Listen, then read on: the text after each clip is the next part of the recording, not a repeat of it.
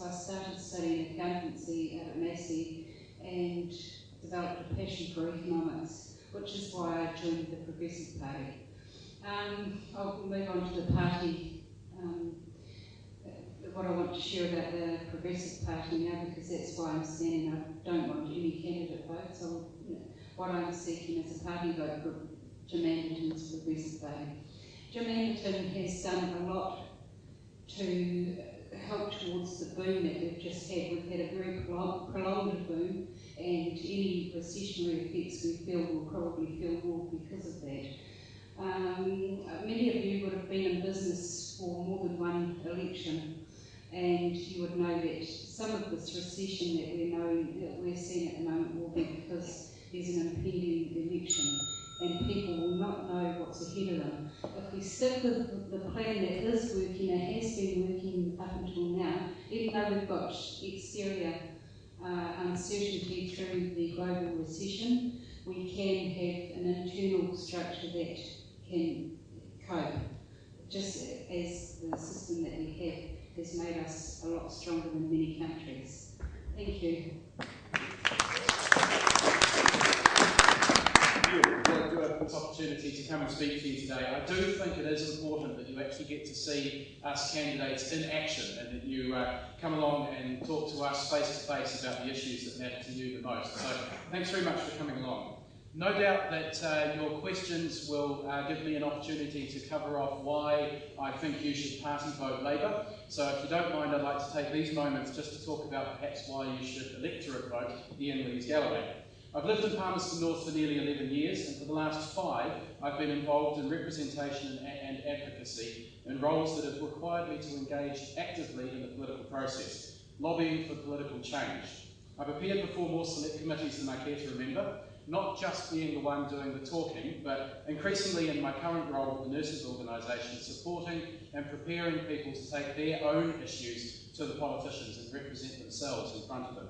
And whilst I'm proud to have been doing that work for students and for nurses in particular, it doesn't really matter who I've represented. The skills and the experience that I've gained in those roles lend themselves very, very well to being your local MP here in Palmerston North.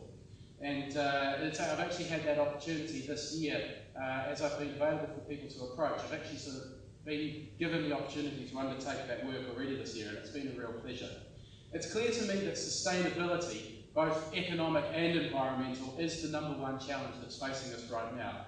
And as a representative for Palmerston North, I would relentlessly advocate that our city should be front and centre of New Zealand's response to that challenge.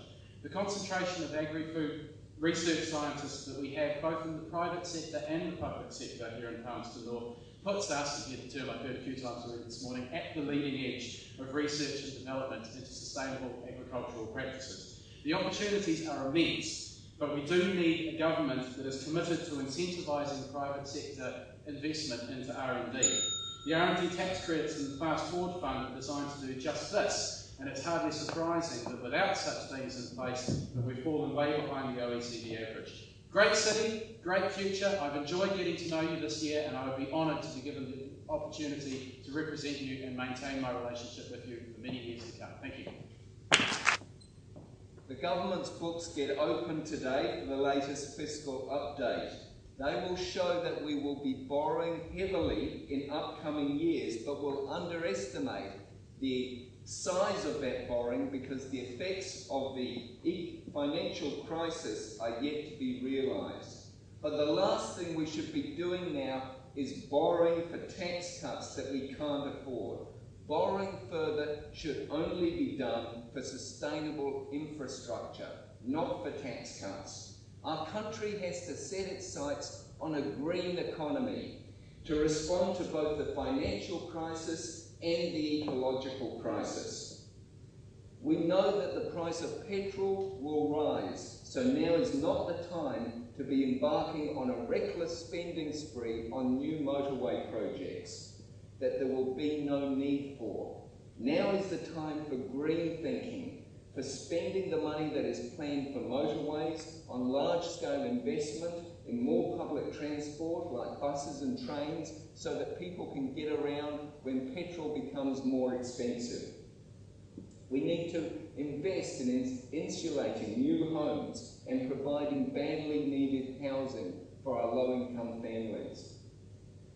and in extending the Buy Kiwi Made program to keep New Zealanders in work because everybody is buying local. This election, we don't have the luxury of making a poor choice. We need to cast our votes mindful of the planet and our children who will inherit the economy and the ecology that we leave behind. For their sake, this election, party vote Green. Thank you.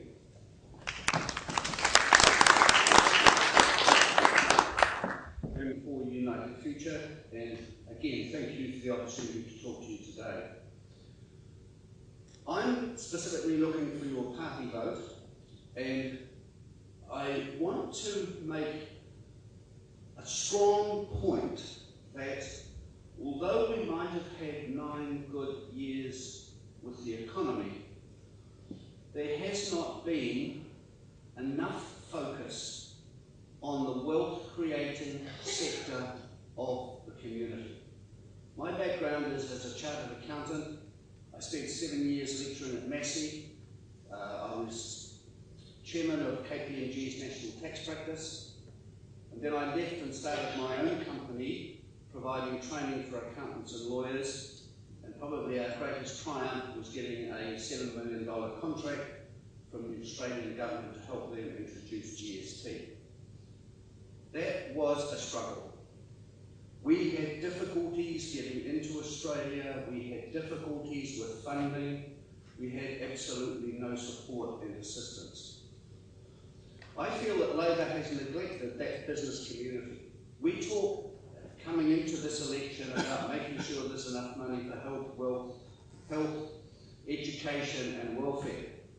If the business community is not strong, making profits and paying tax, the next step of where the money should be allocated for health, welfare and education becomes academic. In my view, the last 3 years show the influence that a small party can have on a government. United Future worked in a confidence and supply agreement with Labor. You may recall after the last election, one of our bottom lines was that there would be a business tax review. And I worked on that business tax review with Peter Dunn and with Michael Cullen. We succeeded in getting a cut in business tax rates. We succeeded in getting incentives for R&D. Thank you very much. Promise at the moment that we will reduce the top tax rate down definitely by Christmas. So that'll be a Christmas present for every Kiwi. Number 2, we have to get our Resource Management Act sorted out. That is going to cost the country mega dollars. And number 3, we need to have the money in the pot before we can put money into benefiting and growing and helping our social services sector. Thank you. I say hello, and what is it you want me to do? Is this the same question? Same question, yes, thanks. Yep. Same question. Okay. That is, what are the 3 key short-term and long-term initiatives that your party considers are fundamental to our economic well-being, and why?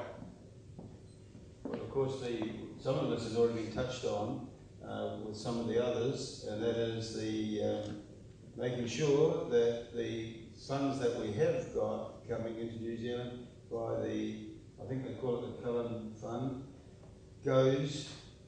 is spent within New Zealand, because we've already seen that the investment has been misplaced so far, but what a shame it didn't happen, that we didn't get that money spent within New Zealand. That would have to be number 1. We would also say that we've got to consider that the tax cut is with GST coming down to 10%, because that's the way it was at the beginning, and it would help everybody, particularly the low-paid people.